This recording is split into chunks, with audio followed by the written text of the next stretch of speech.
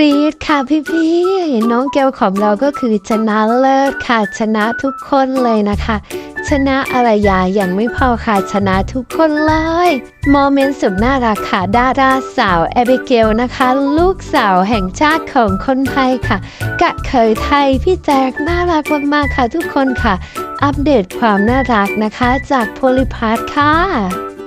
ดูยังไงนะคะก็ไม่จบค่ะก็คือโมเมนต์ความน่ารักนี้คือมันยาวมากนะทุกคนน่ารักจริงๆเลยนะคะฮอตสุดแล้วล่ะค่ะสำหรับน้องเกลของพี่ๆค่ะทุกคนว่าน้องเกลของเราเขินไหมเก็บอาการอยู่หรือเปล่า